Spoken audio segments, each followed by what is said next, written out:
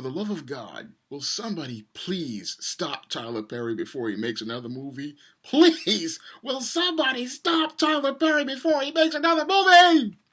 Coming to paperback and e-readers this April, ISIS, the main event. It's carnage inside of a steel cage as the goddess next door steps in the squared circle against the beast from the falls in this all-new ISIS series adventure. Get ISIS, the main event, this April. Some filmmakers get better with age, and those include the late, great Billy Wilder, who made legendary films like Sunset Boulevard and The Apartment, and the legendary Alfred Hitchcock, who made numerous classic thrillers like Psycho, Vertigo, and The Birds.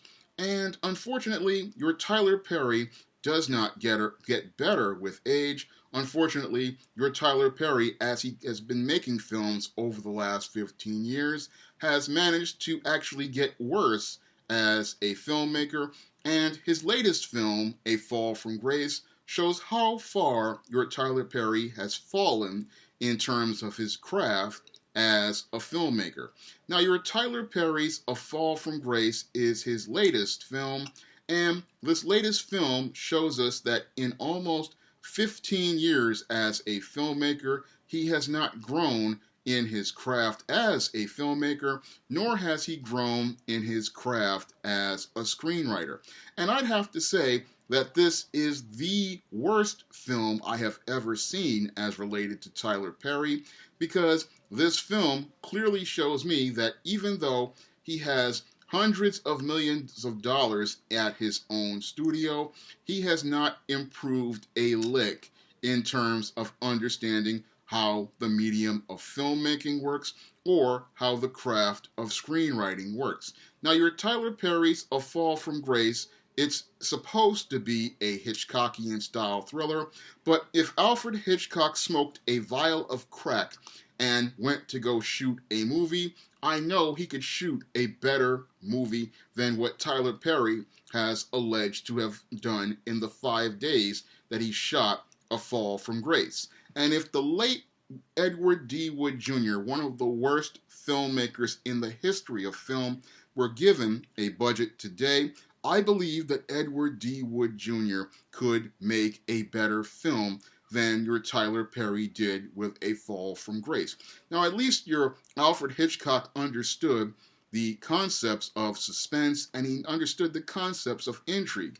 And at least your Edward D. Wood Jr., even though he wasn't a great filmmaker, he did have some heart and passion on the screen.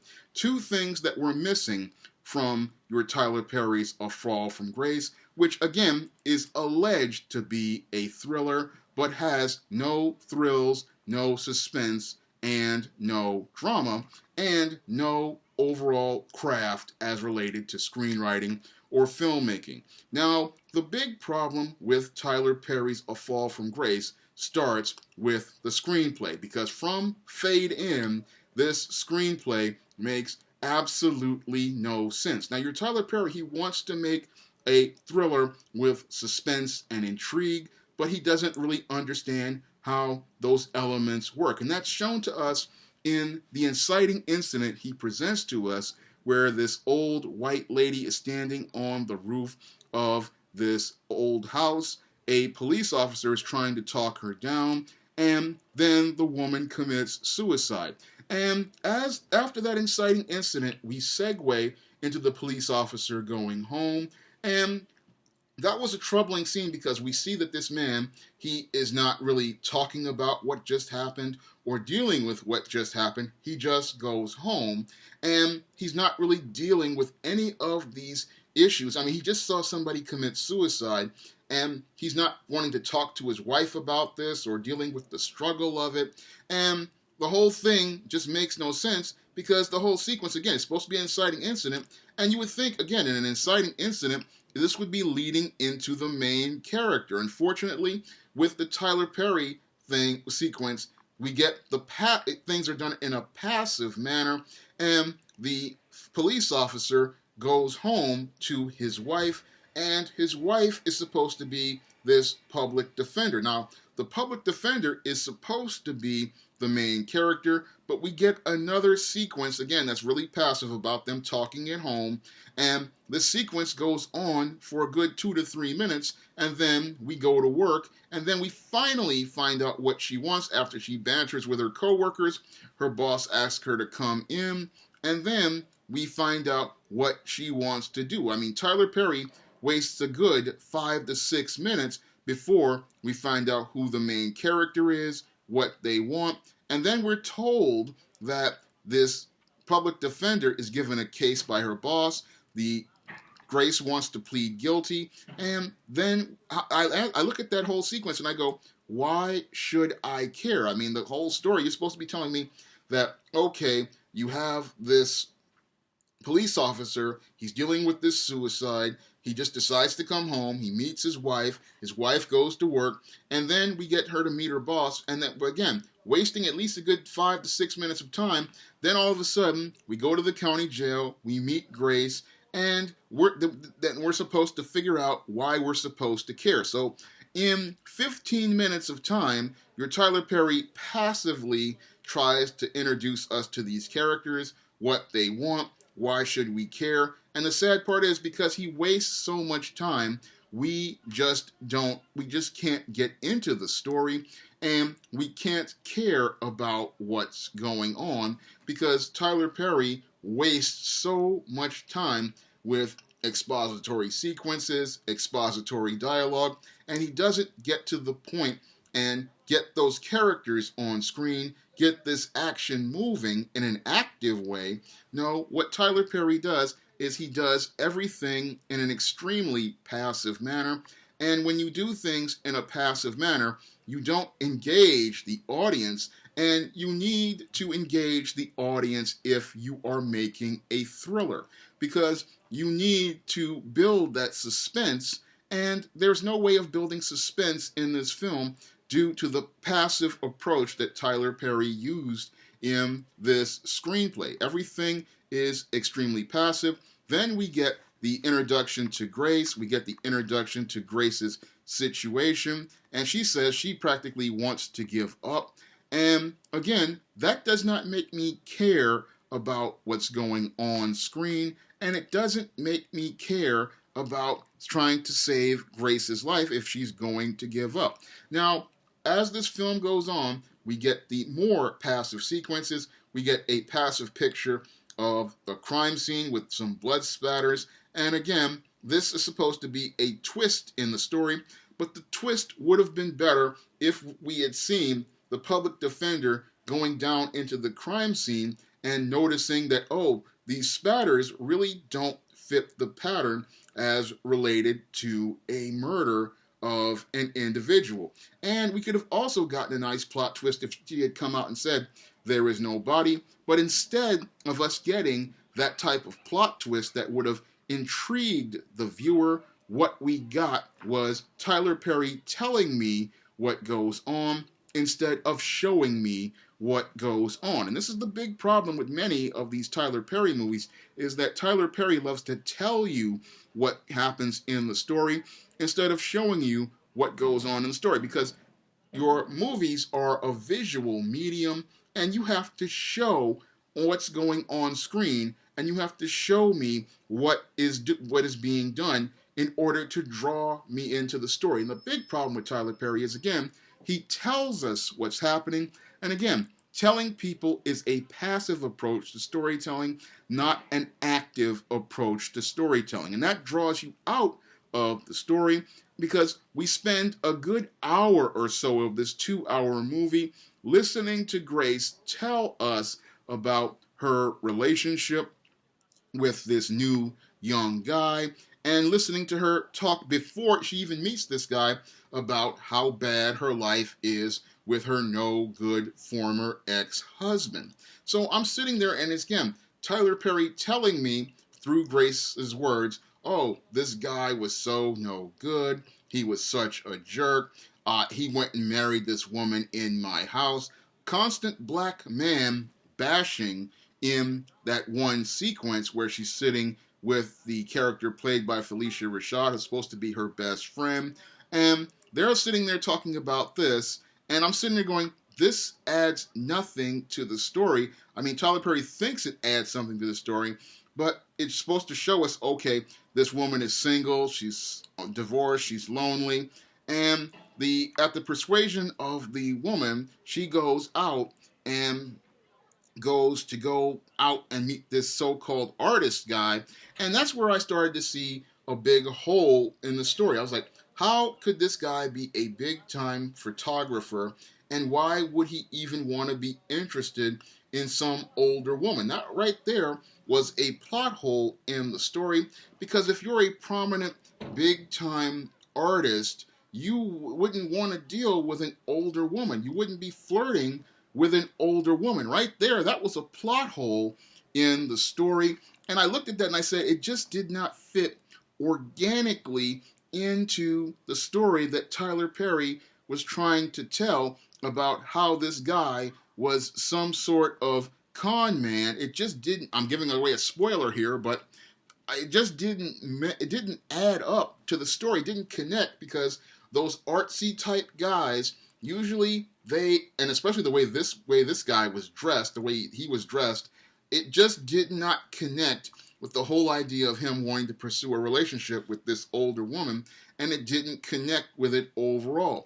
Now, they were trying to make it look like he was giving her a whirlwind romance, but again, your Tyler Perry is so busy telling us about the whirlwind romance that he does not let it develop and show us things happening. He just tries to tell us everything is happening, how wonderful it is, how great it is, how they were talking all night, and how she felt so young. And it was just, the whole romance was underdeveloped. And then we get this other twist where after they get married, he goes from being this wonderful guy into Oil Can Harry from Mighty Mouse, because he twists into this caricaturized black brute. And this starts once he gets she's coming downstairs and she hears him on the phone, and all of a sudden he goes from the world's most wonderful guy into Oil Can Harry, the big black brute, and he's just so evil. It's just like watching a Terry Toons cartoon. I mean, I was wondering if your Mehcad Brooks was going to twirl his curly mustache, because the way he was acting was so cartoonish, it wasn't funny. I mean, Mehcad Brooks goes from the guardian of the friend zone in Supergirl all the way to becoming the super brute in a Tyler Perry movie. I mean, he's gone all the way around the spectrum of the nice guy paradigm in Hollywood, and this was really sad to see an actor like Mehcad Brooks be done like this, because he did some very good quality work on Supergirl, and he's been very good in a lot of movies, but sadly, Tyler Perry just did not know how to use this talented actor, and he turned him into a caricature in this film, and he just turns into a just complete cartoon character as this movie progresses. And this movie, again, I found after that sequence where he's sitting in the living room on the phone looking like a $2 thug, we get this sequence that is one of the most ridiculous ones in the movie. And this sequence where she's called into the office, this one is so hilarious. I mean, the acting in this one was so bad, where they call her into the office and they tell her, oh, all this money is missing and it's your PIN and your password, and we're going to just fire you out of nowhere. That sequence made no logical sense, because as a screenwriter and someone who has done research on finance, again, there would have been some sort of investigation into things, and that would have led into things. I mean, this Tyler Perry, he just comes out and just goes in with, oh, we call you into the office, we're going to fire you, and there's no transition into this. She goes from leaving her job to going to her house. She's calling this guy. She talks about how she's losing her job, and there's no consolation as related to her losing her job. I mean, if this is her husband and he's one of these art types, and art types really don't make a lot of money if they're doing shows and stuff, so he would be concerned about them making a living, but he's not concerned about making a living. And I guess in Tyler Perry's, weed-addled mind, he thinks that this is perfectly logical. But as a seasoned screenwriter and novelist, I looked at that sequence and I was like, this does not transition into the story in a cohesive manner that makes you say, okay, this woman just lost her job. This woman is now in fear of being investigated, and her husband makes no efforts to console her, and that doesn't make any sense at all. No consolation in that part. Just like the police officer who just witnessed a suicide, he doesn't go for any counseling or talk to his wife whatsoever. We just go from one sequence to the other without any sort of organic transition to show that these characters are affected emotionally by what's transpiring on screen. And what's even more insane is that right after these allegations are made against this woman with no investigation by a federal department like the SEC, because that's what would happen in this case. If there was somebody embezzling funds, there would be a federal investigation by the SEC and federal investigators checking out these allegations. This woman would not just be fired, she would be suspended for a time, and then they would be running an investigation into it where they could collect evidence. But none of that is ever, explored by your Tyler Perry, because your Tyler Perry doesn't do research for his stories. He doesn't do research for character development. He doesn't do research as related to, details in a story. And because he doesn't do research for details, they hang like bad threads on a cheap suit in this movie, and they all just make the entire screenplay fall completely apart. Now, as this film goes on, and the woman is fired, no consolation from the husband, we then all of a sudden get another twist as related to the disturbed emotions in this film, and we have Grace making accusations against her husband, and then the husband, who is Oil Can Harry, then all of a sudden, he's just all of a sudden evil, and she's making accusations, and then she's told she's powerless, there's nothing that they can do, again, telling us that there's nothing that they can do, and none of this, again, makes any sense, and she soon finds out, oh, this guy was the one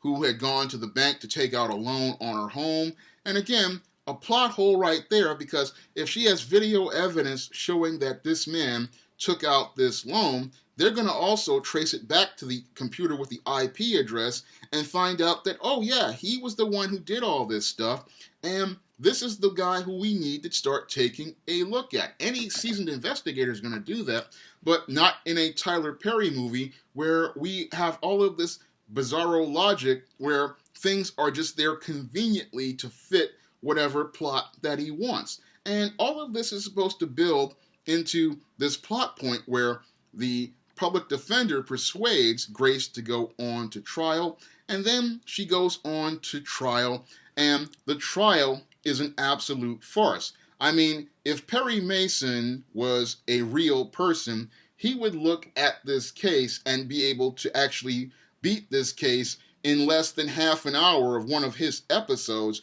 but because Tyler Perry doesn't understand the law and doesn't understand how to argue the law, he manages, again, to stretch this whole court case out for another good 30 minutes or 45 minutes of the film, and this sequence goes absolutely nowhere.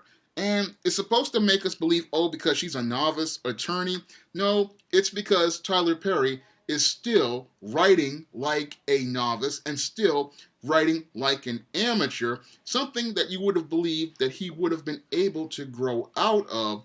Unfortunately, your Tyler Perry does not grow out of being a bad writer because he's so caught up in his ego that he refuses to have a writer's room filled with people who could have possibly told him, hey man, this story is horrible. You need to tear this entire story apart and let some seasoned writers come in and give you a thriller that could actually have things like suspense, intrigue, a plot, and actual dialogue that makes sense. and maybe possibly make a movie good enough that would not get roasted by a guy like me. Now, in addition to the absolutely horrible twists and turns in this movie, we get one of the worst finishes I have ever seen in this movie. Now, your Tyler Perry, he wants to give us this curveball as related to a twist for a movie, but psycho this ain't, because Alfred Hitchcock on crack could make a better film than this movie. Because with Alfred Hitchcock and the twist in Psycho, you really got that twist and it really surprised you. But with Tyler Perry's twist, it makes no logical sense when you look at the initial opening act and then look at the final frames of the film. It just does not sequence in organically. And when you look at the plot hole as related to these two women being friends for so long, you really start to see the huge plot hole as related to this major twist, because this was this case where I believe your Tyler Perry drew things from. I think he took it from this Sante and Kenneth Kimes case, which transpired here in New York in the late 90s, but I don't think Tyler Perry did enough research into the Sante and Kenneth Kimes case here in New York to understand what was going on as related to the grift that they participated in. So when I looked at this case, of Sante and Kenneth Kimes, again, and I looked at it, I was like, Tyler Perry really did not understand the twists as related to that case. He didn't understand how that mother and son team worked out as related to, I believe it was Eileen Silverman at the time, the rich socialite.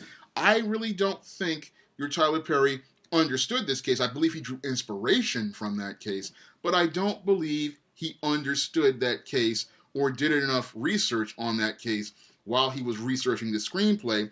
And because he didn't do that research, that's why the twist of this movie just crumbles into dust and falls completely apart, making an incredibly bad movie go into the zone of incredibly horrible movie. I mean, this movie, it's just absolutely horrible from the first frame to the last. And the last frame is the one that turns your stomach, because, again, when you have a film, you want people to want to be anticipating the next film, but this film, A Fall from Grace, makes it where you don't want to see another Tyler Perry movie again, because instead of giving us a satisfying ending, he gives us a stomach-churning ending. And at least Edward D. Wood Jr. with Plan 9 from Outer Space could give us a satisfying ending, as bad as his film was. But this film is just stomach-churningly bad. I mean, this is one of the worst ones I have seen so far. And again, when I look at the screenwriting and how bad it is from a screenwriter's perspective, it just makes me shake my head, because if you had given me the same budget for A Fall from Grace, I believe I could make a better film than Tyler Perry. And if I had to issue a challenge to Tyler Perry, I would issue a challenge saying that, hey, if you gave me $25 to $30 million, I could make a better film than Tyler Perry right now, and I know I could actually do it. And that's the challenge I would issue to Tyler Perry if I met him face to face, and see if I could get that money from him and his studio to make a film, because I believe I could make a better film than he did with this hot garbage called A Fall from Grace, a disgrace to filmmaking, a disgrace to screenwriting, and the production values, again, are just a complete waste of resources, because to say that Tyler Perry shot this movie in 5 days, that just shows how he really does not understand the craft of filmmaking. I mean, a film like this, if it was shot right, you would do it in at least 30 to 15 to 20 days, or 30 days, because you want to be able to make sure that all of your shots are framed right.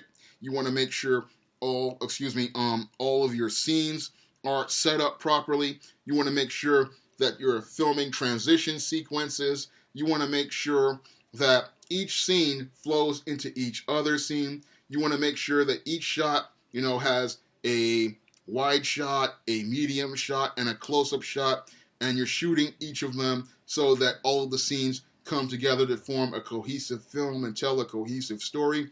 And you want to make sure that your actors are properly motivated for each scene. When I looked at Tyler Perry's A Fall from Grace, I saw a lot of rushing, I saw a lot of slapping together, and I saw a waste of so much talent on that screen. It just really pained my heart to see Cicely Tyson at 94 years old having her time wasted with a disgraceful film like this, and to see an actress like Felicia Rashad wasted in a film like this, just not utilized to their potential, and to see young actors not given proper instruction or direction or motivation, and to be given such weak material.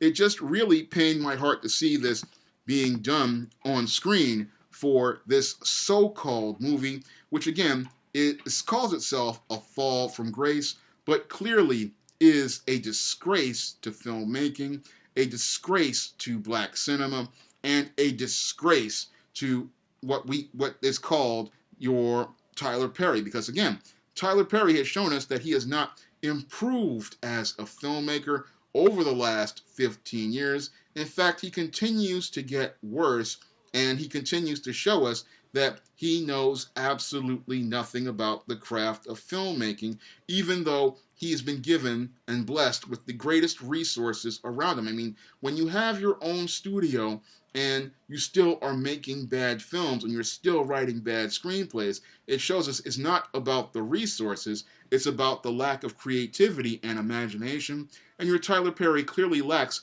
imagination, because all he does is give us the same movie and the same story paradigm of the abused black woman who is single and well educated and only can find no good black men.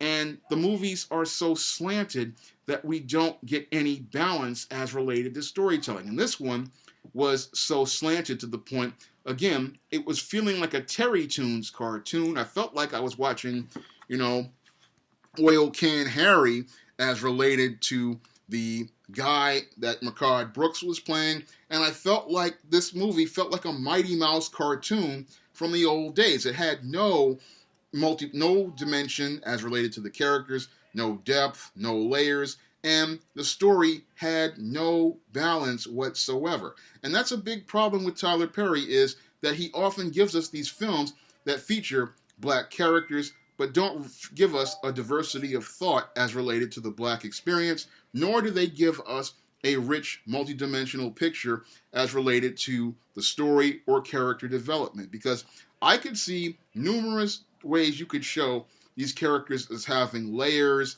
depth, and substance, but Tyler Perry doesn't want to give you that in his stories. No, he wants to give you the same old stories that are designed to make the black woman look like the victim of a black brute, and that there's going to be this light-skinned savior like this police officer who comes in and saves the day. And I believe that black viewers, the audience, we deserve better than Tyler Perry. I believe white viewers deserve better than Tyler Perry. I believe people deserve better than Tyler Perry. And when I look at his films, he does not give you what I would want to give you if I were a filmmaker. I would want to give you a rich and diverse view of black culture, a rich and diverse picture of the black experience, and a diversity of thought as related to our culture overall. That's what I would want to do, just like I do for my books on the SJS Direct imprint, like Spellbound, The Thetas, Spinsterella, Temptation of John Haynes. I want to give you different pictures, but Tyler Perry only wants to give you one picture, and sadly the picture that he's giving you now is starting to blur, it's starting to fade, and it's starting to show us that instead of him taking his craft to the next level, he shows us that even with all the resources given to him, all he does is produce trash. He's been given the treasure of a Tyler Perry Studios, but all he produces is trash. And I'm looking at his trash and saying enough is enough, because to say that, again, after 15 years, all you can produce is this type of film, A Fall from Grace, again, it just shows how much of a disgrace your Tyler Perry is. And instead of me asking for more Tyler Perry movies, I just say, for the love of God, please stop. Somebody stop Tyler Perry before he makes another movie again. please stop Tyler Perry before he makes another movie again. If you would like to see me make more videos like this, you can donate to my Patreon, my PayPal, or my Cash App by clicking the links in the description box. And if you want to pick up some stories that feature a balanced, humanized, and positive image of black people, you can pick up the books on my SJS Direct imprint by clicking the links to Amazon.com in the description box. That's all I have to say for this video. You can comment, rate, and subscribe.